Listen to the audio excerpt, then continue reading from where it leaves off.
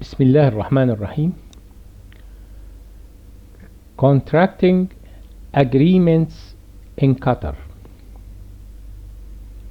Anyone who looks at contracting agreements in Qatar and the issue of their successful management and the issue of the emergence of disputes regarding them and escalation of some disputes and their arrival to the courts and the extreme litigation finds that approximately 2/3 of contracting agreements and perhaps more reach disputes, and perhaps more than 50% of these contracts do not reach their successful conclusion.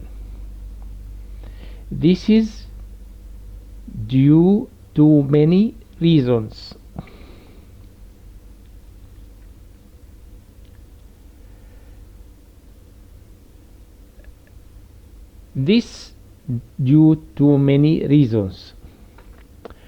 From which we exclude an important reason, which is bad faith on the part of both parties to contract or one of them. Apart from that, we can attribute the failure of most of these agreements, to the following. And the following some of the reasons, not all of them. Number one, the most important of these reasons is that the contract is not drafted in a sound and balanced manner between the two parties. Second of them, many contractors are not technically and administratively qualified. Third of them, the contract documents are often immature.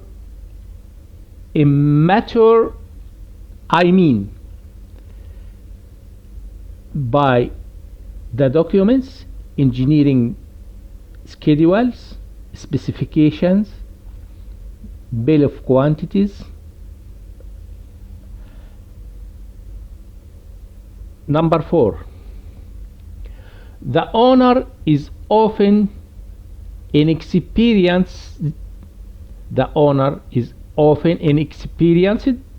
In the nature of the work and obstacles, and often changes his mind in his requests without realizing or feeling that this affects the agreement, its progress, and the rights and duties of the contracting parties. Number five,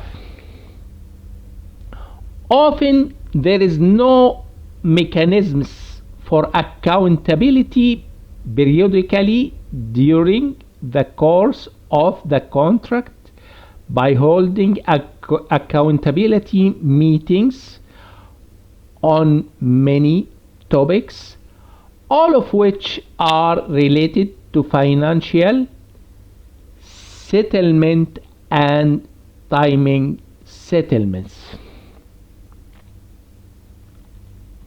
Number six, sometimes the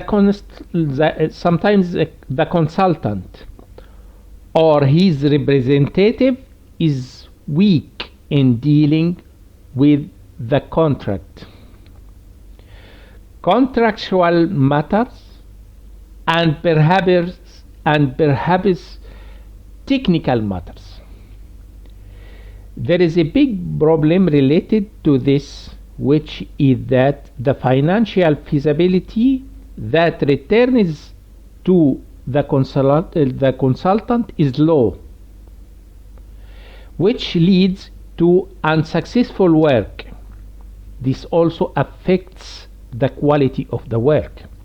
Number 7, failure to support all transactions and correspondence. Failure to support all transactions and correspondence between the owner and the contractor with documents for each step and always dealing in writing. As verbal dealings exacerbate problems. Number 8, problem or dispute arises in a matter that three parts, the owner, the consultant, and the contractor, do not cooperate as one team whose mission is to make the project a success, but rather the matter turns into a dispute. Not restoring to negotiations, bargaining, and amicable methods where each party makes some concessions leads to exacerbation of problem. Number 9, there is no agreed upon mechanism for resolving disputes, such as what was stipulated, for example, by FEDEC regarding the Dispute Settlement Council, which is an important mechanism that saves both parties from entering into a dispute with uncertain consequences. The existence of such a mechanism is an important preventive matter. Number 10, the best way to resolve any dispute in the field of contracting is the amicable way, starting with negotiations and reaching arbitration, which can turn into reconciliation or some settlement. And we are always your loyal advisor regarding contracts and dispute settlement, with our experience in these matters for many years in these fields.